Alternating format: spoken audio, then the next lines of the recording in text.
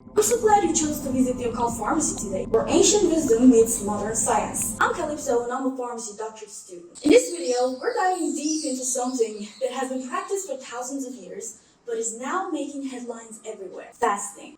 This video is going to be in two sections. The first part, we're going to investigate the religious and historical perspectives on fasting, and the second part, we'll jump right into the scientifics. So, without further ado, let's go back in time. Before science even knew what metabolism was, humans were fasting. But not just for health reasons. Religions across the world made it a rule, a test of discipline, path to enlightenment, maybe even a hidden survival strategy. Credits to the guy who made this awesome infographic, Simon. Hope you don't mind me using this in my video unpaid. I think for people as ancient as these guys here, from times older than 10 millennia before the birth of Christ, fasting wasn't really a choice. It was just a simple fact of life. Because it wasn't so easy to get your hands on sustainable food resources back then. So we can say that for a long time, long meaning on scales of thousands of years, the nature obligated living creatures to fast from time to time. For example, by change of seasons, famine, drought, disease, climate catastrophes, you name it. Therefore, the body had a lot of playground to figure out what to do with these harsh, deprived circumstances, and not only it learned to reserve what it had skillfully, it even figured out ways to safely get rid of the damaged components and to clean and sort of like prime the system for the next meal that were currently nowhere to be found. And on the other side of the deal, these cleanup protocols will only be activated if you simulate controlled yet extreme similar metabolic states.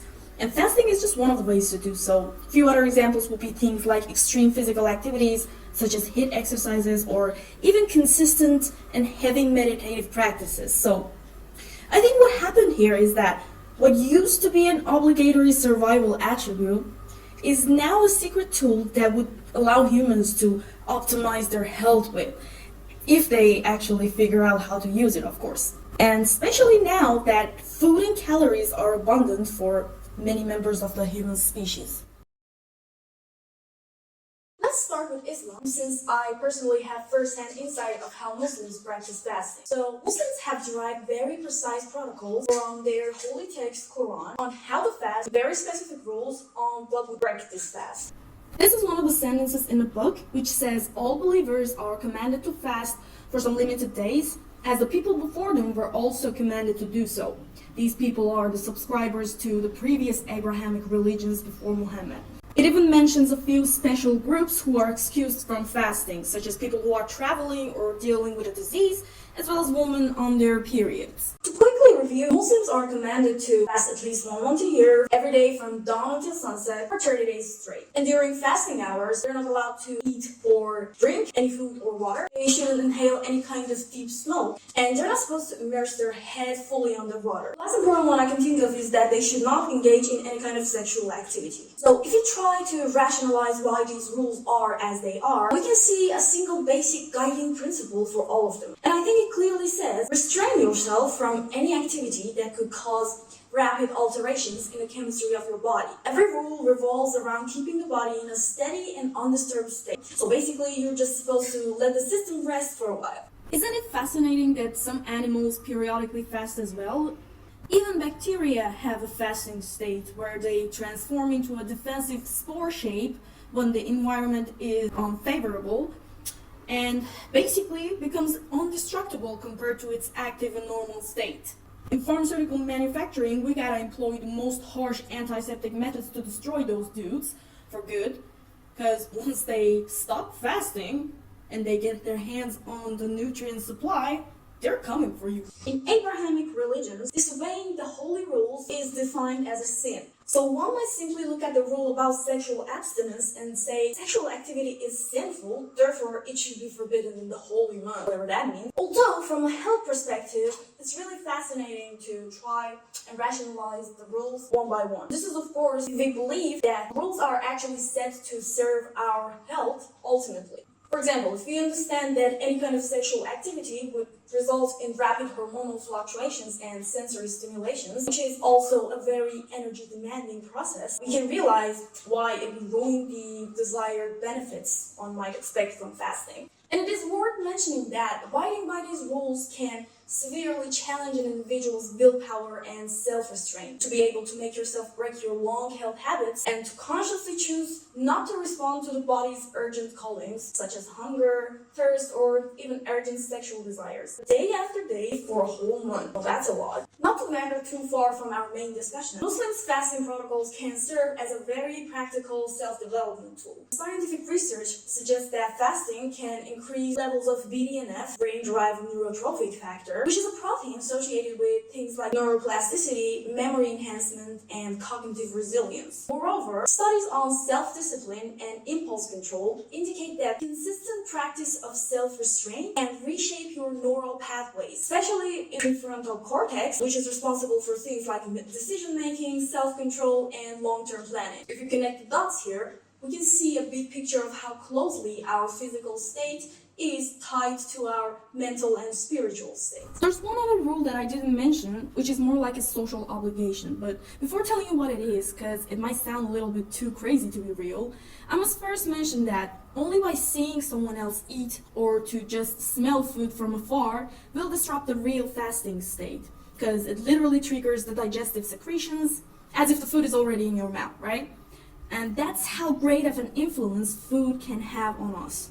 So, with that being said, here's the social rule I mentioned. In Muslim society, it is forbidden to eat and drink in public or in the presence of someone who is fasting during the fasting month. Now, why is that so up? Because some Muslim nations take this rule too seriously. Even so serious that if the police catches you eating in public, you're going to prison. I have heard some gossip around how the punishment is as strict as a death penalty in some countries, but I don't even want to fact check that because it's too much of an abomination to pollute my mind with. Moving on next to Christianity, a religion practiced by a great population in the world. So Christians have an equivalent of Muslims' Ramadan called Lent. Lent is, or was, a 40-day period of fasting and praying.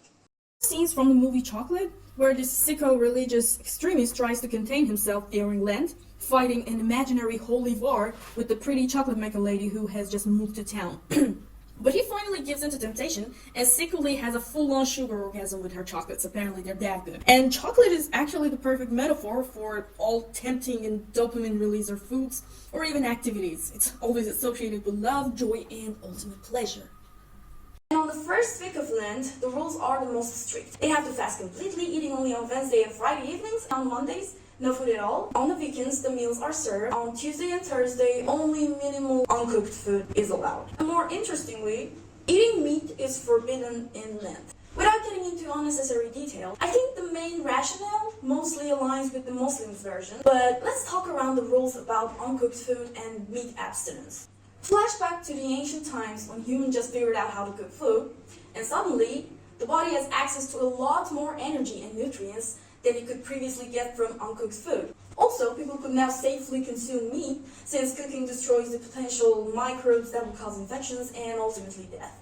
So ever since then, our digestive system has developed a conscious and complex nervous system, almost like a second brain of its own. Fun fact, about 90 to 95% of the body's serotonin is found in the gut, especially in the enterochromaffin cells of the intestinal lining, where they play a role in regulating digestion, motility, and gut-brain signaling.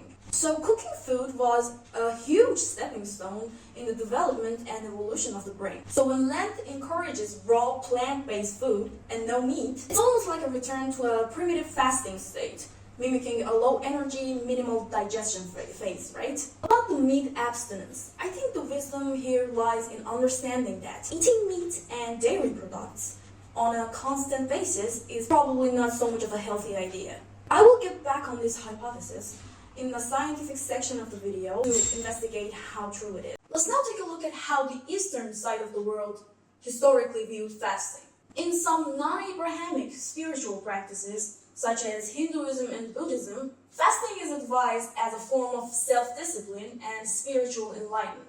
There are many fasting rituals that people such as monks and spiritual masters and apprentices practice, mostly as a means to break out of the usual human mental state and somehow transcend beyond their limits to unlock something extraordinary. And there's not really any specific set of protocols, no one-fits-all instructions for everyone.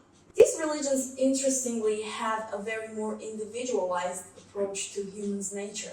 The main take from this would be to realize the possibility of unexpected outcomes when we restrain the body beyond the current imagined limits. And here's where it gets crazy. There are reports of extreme fasting leading to unusual mental states, as if somehow new paths and codes are activated. And it's kind of similar to psychedelic experiences.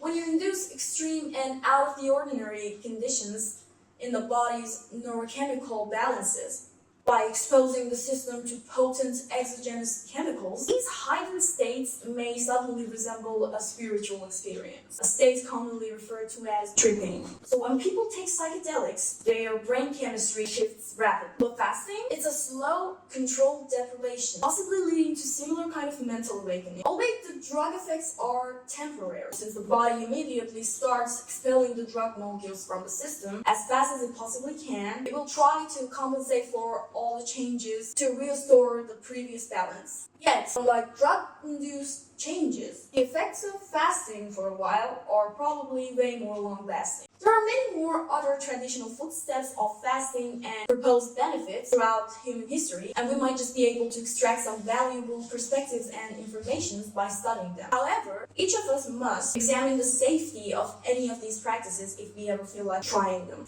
Better safe than sorry, right? I'd be glad to hear about how you practice fasting in your religion and what's your personal perspective on it. Feel free to tell me about it in the comments if you'd like to. Now let's see how we can rationalize whether fasting is beneficial or harmful to our health through a scientific lens. Is fasting really good for you, or is it just ancient superstition? Scientists have been digging deep into fasting, and the findings are quite surprising. Some questions I'm going to address here are: what happens to the body when we fast, and is fasting a good idea for weight loss? Unfortunately, many people are jumping from one social media trendy diet to another, from strict ketogenic weird ones to strict fasting protocols, many with the pure intention of weight loss rather than health objectives. Let me start by defining autophagy as a biological concept, which is a cellular process in which a cell engulfs and degrades its own damaged and unnecessary components, such as proteins, organelles, and membranes. In 2016, this Japanese scientist won a Nobel Prize for discovering what triggers the initiation of these self-cleaning protocols and how the cells maintain balance through self-digestion on a molecular level. I mean, just look at the guy. He's such an adorable mega-brain scientist straight out of a sci-fi anime series. And ever since this breakthrough, interest in autophagy research has skyrocketed. What he discovered changed everything, since it has significant implications for aging, neurodegenerative disease, and cancer and immunity. And here's the coolest part in my opinion. When the COVID-19 pandemic happened, as everyone were desperately looking for new effective ways to manage the scary disease, some emerging researchers suggested that cells that are in autophagy phase can also selectively eliminate intracellular microorganisms, such as the viruses. Using the same mechanism, but since it's targeting a foreign microorganism, it's called xenophagy instead of autophagy. And even though all this paves the way for targeted therapies and new potential drug development, I should give a quick disclaimer that these hypotheses are nowhere close to be practical strategies in fighting COVID or any other viral infections or cancers yet.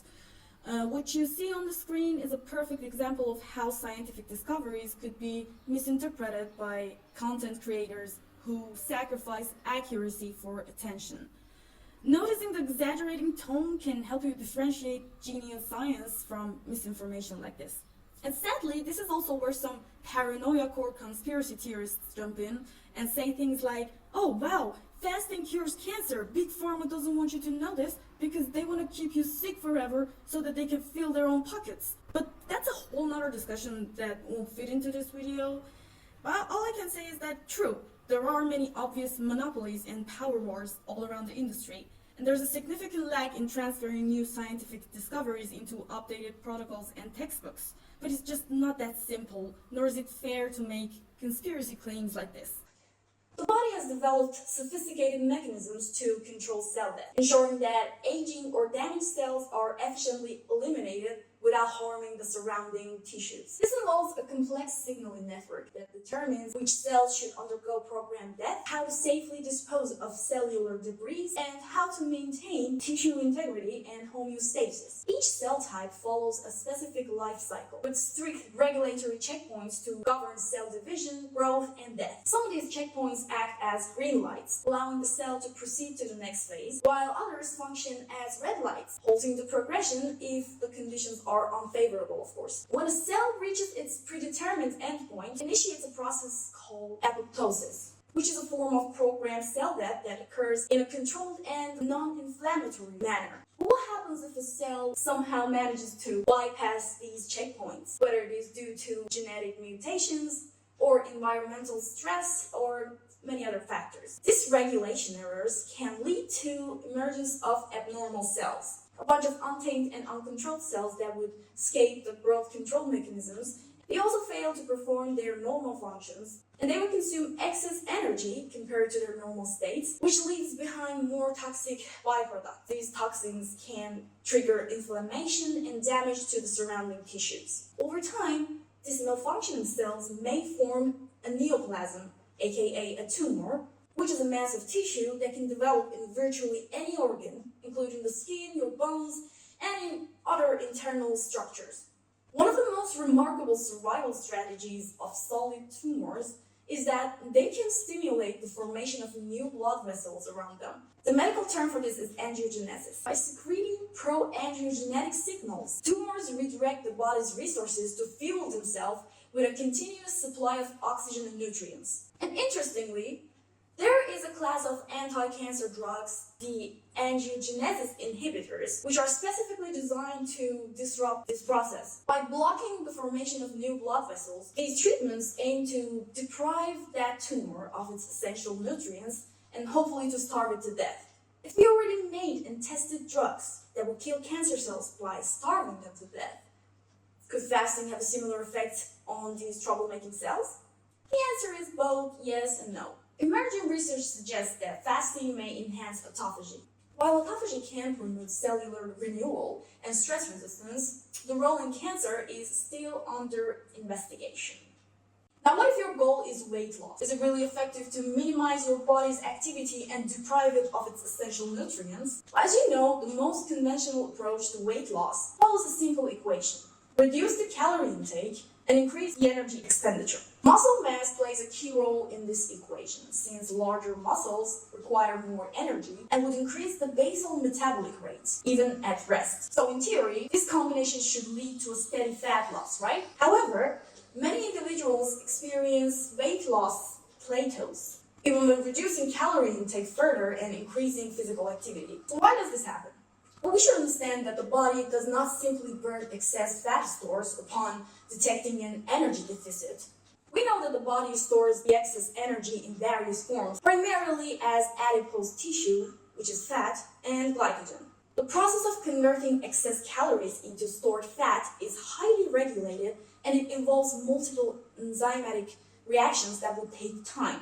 The human body prioritizes survival and homeostasis, resisting rapid changes in energy balance. So sudden calorie restrictions or increased activity can trigger some adaptive responses, such as slowing metabolism or increasing hunger-related hormones like ghrelin and leptin. Also, a single high-calorie meal, say like a cheeseburger, does not immediately turn into stored fat. It has to undergo digestion, absorption, metabolic processing, so that it could ultimately be converted into usable and storable energy. Similarly, the body does not immediately start burning fat stores when calorie intake decreases.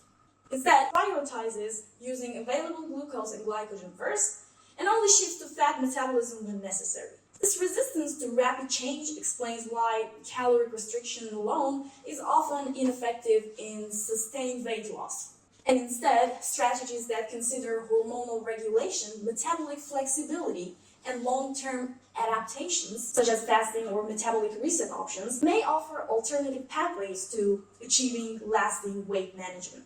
As the final topic, I'm going to get into the question we talked about earlier in this video. Do we need a break from eating meat? Lent fasting, as well as many other cultural and religious traditions, often emphasize periodic abstinence from meat. But is there a scientific basis for this practice? Meat, especially red meat and processed meat, is nutrient dense, which provides the body with proteins, vitamins, things like iron, zinc, and many other macro and micronutrients. If you think about it, meat is basically made out of the same material your own body is made of. However, excessive consumption of meat may contribute to metabolic imbalances and chronic health conditions. Let's review the potential risks of excessive meat consumption. Number one would be increased waste accumulation. The metabolism of proteins and amino acids produces nitrogenous waste, such as urea and ammonia, which must be processed by the kidneys and the liver. Overconsumption of protein-rich foods can place excess strain on these organs, especially in individuals with pre-existing conditions. Number two is chronic inflammation and oxidative stress. High intake of saturated fats and heme iron, which is found in red meat, is associated with increased oxidative stress and inflammation, which may contribute to cardiovascular diseases and insulin resistance. There's also some advanced glycation end products, AGEs, which are formed when meat is cooked at high temperatures, such as grilling and frying. And these molecules have been linked to cellular aging and some other inflammatory responses.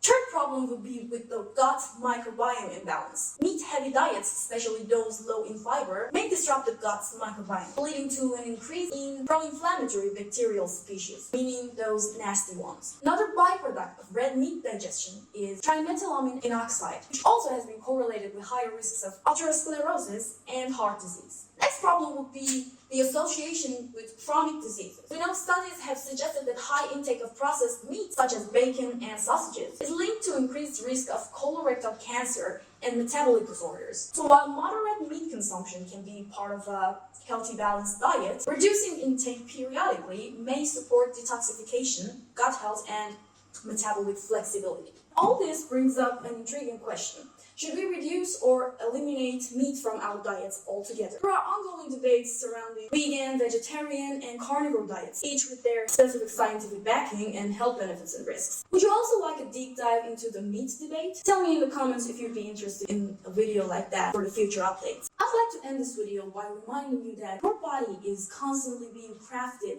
and restructured delicately based on the information you hold in your genetic codes. The material is borrowed from Earth and will go back to Earth once the time comes. So I invite you to keep closely in tune with this temporary and holy vessel and to take back conscious control of it. Have a great day!